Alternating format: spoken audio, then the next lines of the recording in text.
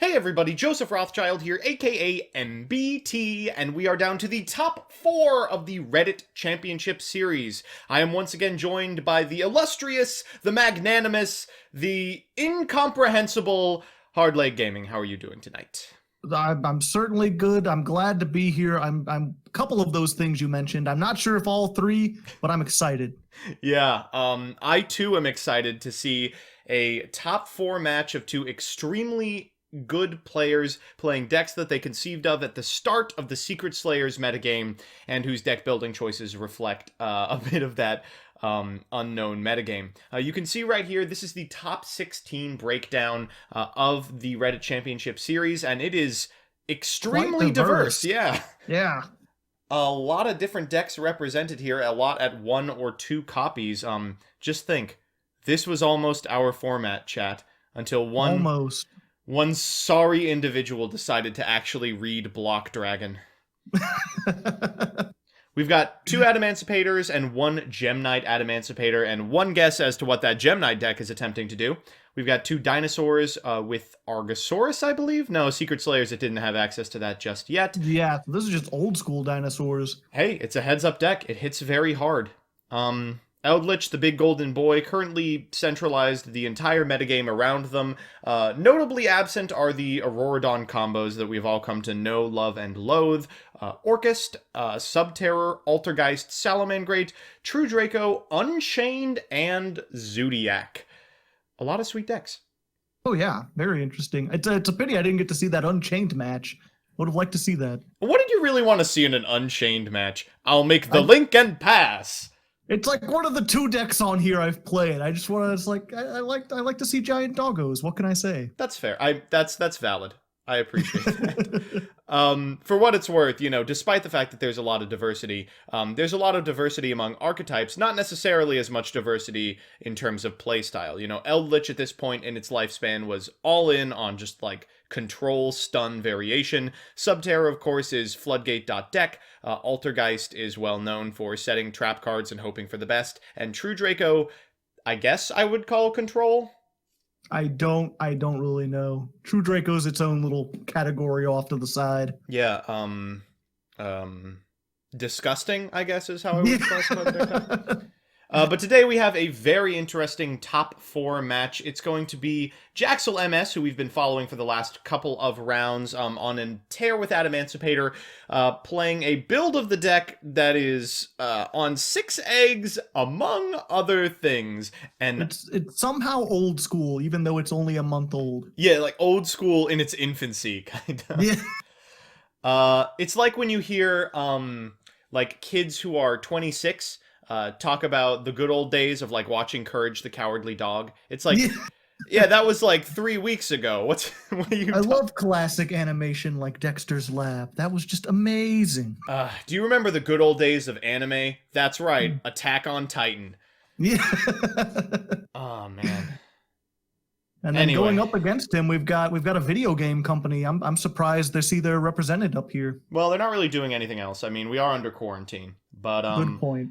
Atlas is their opponent, playing Guru, a deck that is very near and dear to my heart, with some choices that I hope come up. I'm not going to spoil anything. Let's just say the extra deck is an absolute treat.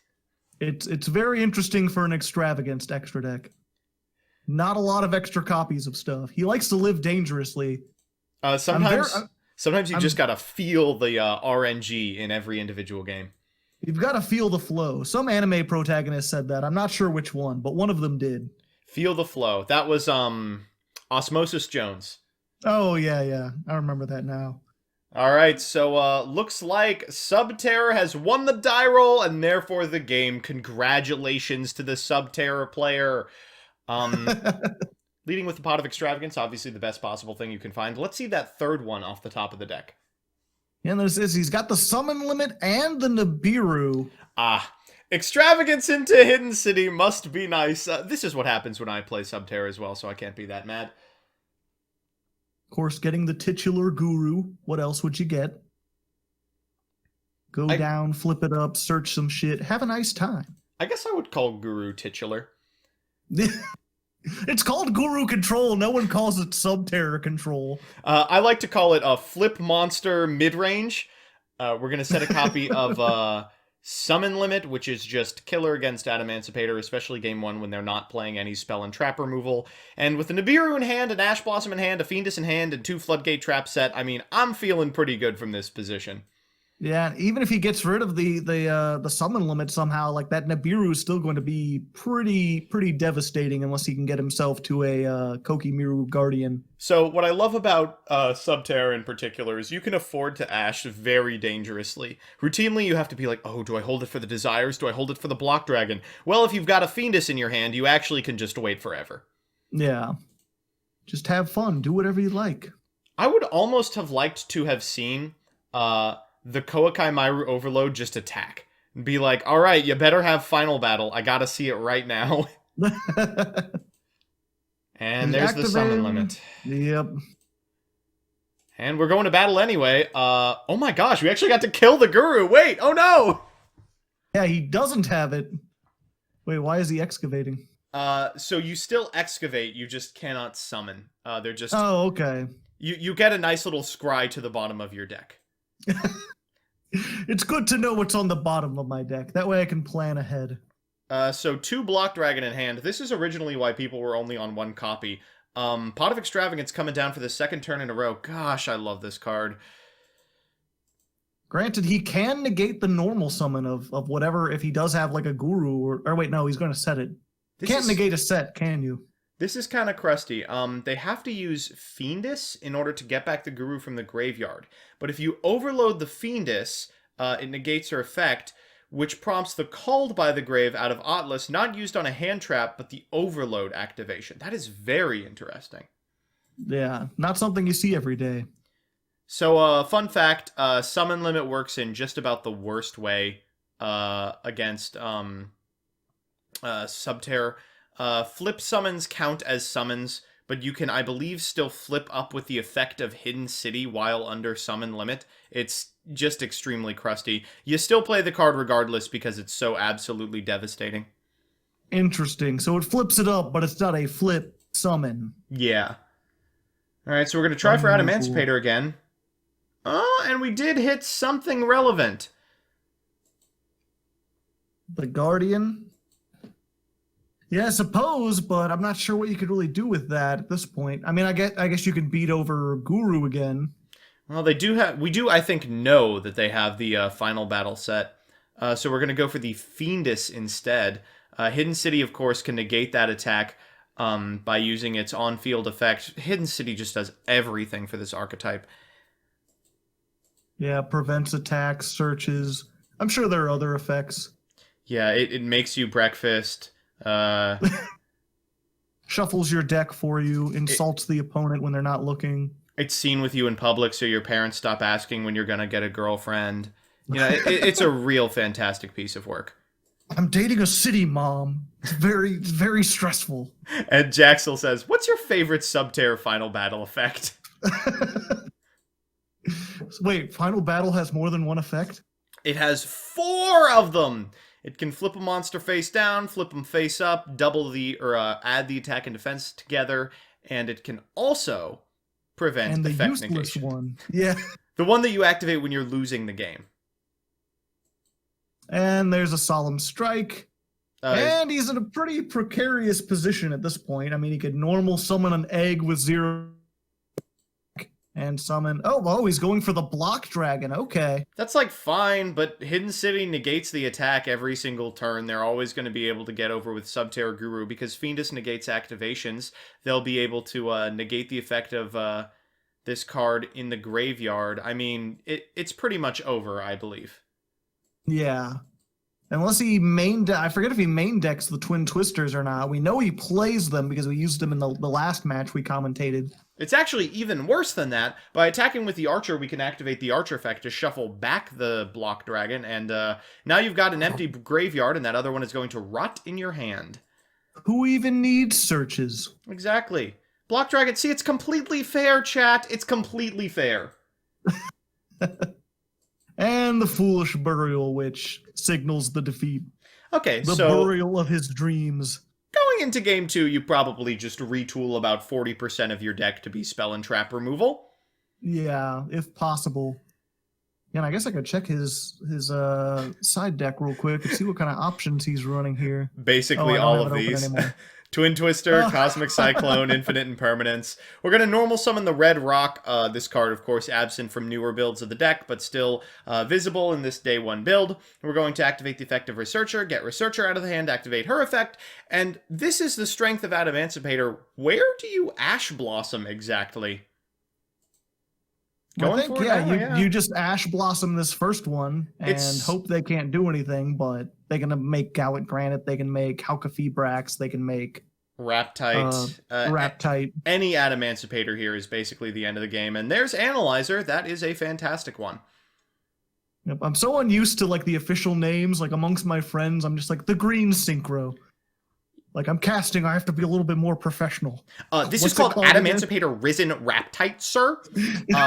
Don't forget the name of Leonite either, the most played Adamancipator. Oh, yeah. I do still like Leonite, the red synchro. I mean, granted, you have to have a fire in the extra, or in the graveyard for it to work. Oh, I really like I really like that idea. When I played my version, you would like Kokimiru Guardian, tribute it off, and then you could immediately summon it back with its effect and just get more effect negation. Extremely cute. Here we have a Gallant Granite going for an Adamancipator. Wow. These, of course, started pivoting to Block Dragon almost immediately, but in builds without a whole ton of extenders, you do have to kind of go for cards like the Seeker, and sweet hit off that. Dragite off the top is another opportunity for, at the very minimum, something you can pitch to Twin Twister. Yep. Free draws. That's a pretty good one. It's lagging slightly for me, so you're doing a little bit of prophesizing. I can tell with my innate psychic abilities that Doki Doki will make its way into the hand, and Crystron Halkafibrax to the field. And, yep. Here comes Dragite again. I mean, this is just killer against this deck. Hidden City can only be used once per turn, so just negate the first one, and your opponent is effectively time-walked. Unicorn? Yeah, why are we going into Unicorn exactly? Oh no, is it to get the water into the graveyard? No, it's not. Wait, why did we go into Unicorn? Did I miss something? I don't know, maybe he just likes Unicorn. Yeah, sure. So we'll go for the Cosmic Cyclone here. Do like this, holding the Dragite activation for something like a Final Battle, or a Evenly Matched. We're going to set a whole bunch of cards, and you know what none of these cards protect against is Twin Twister. Exactly. Oof. That's the thing about these spell trap heavy decks. There's just so much really good spell trap removal in this game. It's really hard to play a trap-based deck. Especially now, Lightning Storm was legal in this set, wasn't it? Or was this before Lightning Storm? I believe it was legal. That said, Eldritch would like to know your location. Yeah. True. Good point. All it took to get a spell trap deck to tier 1 was to make every single spell and trap in it float. Yeah. When you think about it, Eldritch is basically just Burning Abyss, but with spell. Yeah. Everything floats. It's like peak True Draco. Yeah. It's also in a lot of ways kind of like Sky Striker, just instead of linking, they just got one bit. They just got really big golden ray. Yeah, and it's also like pure kaiju. All right, so here comes the second attempt at a Hidden City, which will of course fiend the Dragite, and I am pretty sure that is the end of the game. Yep.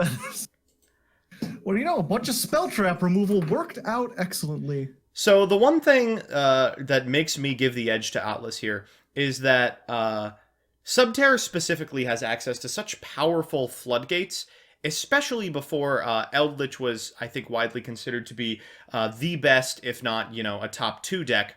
And as a result, in this day 1 format, a lot of archetypes just fall apart completely to stuff like there can be only one and summon limit.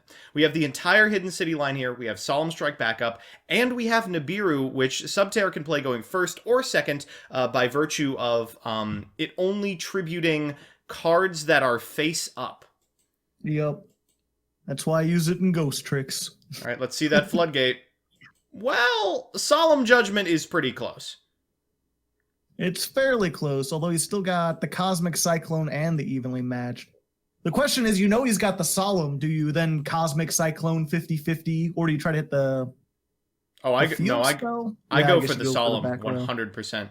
That's eating the Fiendus, and I guess now we know where the Solemn is. Yeah. Says, So what is he okay, gonna well, let's get evenly it match just to bait everything out? And with the unfortunate fact that Nibiru's in the opener, everything else in here is pretty good. We can go for Analyzer. That probably eats the Ash Blossom or a Solemn Strike, and then we can go for a Researcher. Going for it first to play around Solemn Strike. Whoa! Okay, Dragite is an unreal draw. Yep, just get a free draw. And he pulls up the top. Oh, that's a good one. Yeah.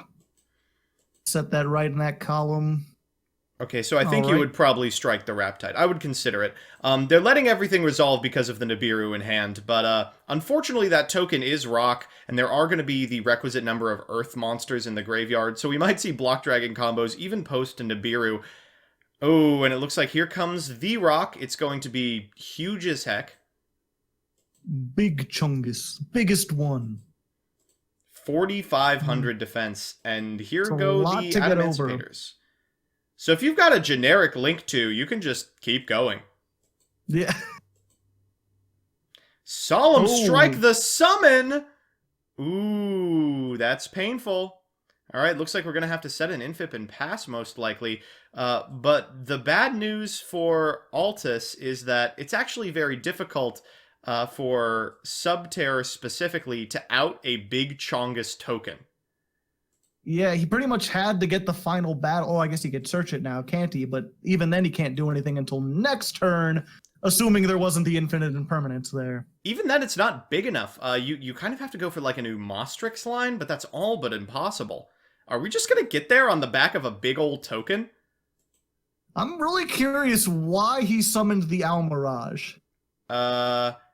Maybe so... Yeah, I have no idea either. Yeah, and there's the red reboot. You'd think you just save the Doki Doki for next turn, but... 4,900 attack token. So that's going to put him down to a cool 200. You've got nothing in hand that does anything. It's got to be like Guru off the top. Duality, that's pretty close. Let's see what he gets. Pot of Duality, turn, turn, turn. Those are all pretty bad. Hidden City is fine. I almost would have preferred Fiendus here, but I guess not, because you are under Duality for the remainder of the turn. Let's go for the Hidden City, get a Guru. We'll use Guru's effect, but to do what exactly? I guess we can get a Fiendus. We have to switch the token to defense position. Ugh, still not great. Yeah. See, this is why you need to play H heated, just for these specific situations. So you can just do piercing damage. And correctly identifying if we don't use the Adamancipator Analyzer effect, there's no opportunity to Fiendus. That monster can't go down to defense position, and Hidden City won't be on for the remainder of the turn. It will Fiend an Ash from the opponent, but this is looking pretty grim. Things are looking dire, sir. Okay, so that's a sweet And rip. there's the final battle. So from here, you can normal summon a Fiendus. You can use her effect in order to bring back the Guru. You can flip up the Guru with the Hidden City. Again, you really kind of got to be on Umastrix here in order to get what you want. Another Fiendus, you get to walk over the Analyzer, but if they have any way to get rid of the Hidden City through a Fiendus, or any way to prompt the attack negation with any monster off the top, you are in for it. And that's pretty close. On Summon, we're going to activate Final Battle. I like this because now you can use Guru's effect to flip itself face down with the opponent's monster. You will be able to negate the attack with a Hidden City. It's okay. I think I would have considered red rebooting there. Yeah, possibly. But he still couldn't go for game with it. Whoa, that's the thing is he's got Behemoth Umastrix. If you... Was the Guru in attack position? No. It was set. Well, never mind then. Yeah. I was like, you could potentially do it if you red reboot the final battle, then you attack into the Fiendus, prompting the city negation, then you attack the token into the Subterra Guru, that might do it. All right, so we're going to flip that sucker face down to get a new Mostrix out of our hand. That was a Fiendus effect, rather. And then we'll use a Battle to banish the token. And looks like the tokens Guru player... can't be banished, can they? They can. They can't be banished face down. Okay, yeah. Okay, I got that confused for a second. And I think that is going to be all but the end of the game. We're taking 47 here from the Umastrix. Yeah, that is 200 it. life points left. Jeez. Oh! The comeback. But says, I will not be dying to Umastrix today. Put that back down. However, I think you'll probably be dying to the solemn follow-up. judgment. So. Do we have the material in Graveyard for Block Dragon? I don't think so. The Guru effect flips it face down. And that's going to be the end of the game. Wow, I think an extremely winnable game from Jaxel's position unfortunately went in favor of the Sub-Terror player. Yeah, very interesting. I guess we're seeing... Was that both? Yeah, that was... Okay. For some reason, I thought this was closer than it was. I guess I wasn't paying as good of attention as I thought. Wow. So I suppose that's going to be it. I look forward to seeing Sub-Terror in finals. I mean, there's very little I like to cast more than this deck in particular, if only because reading Floodgates requires very little brain power. All right, so that concludes this round of the tournament. We will be moving on to finals momentarily. I look forward to seeing you in the next one.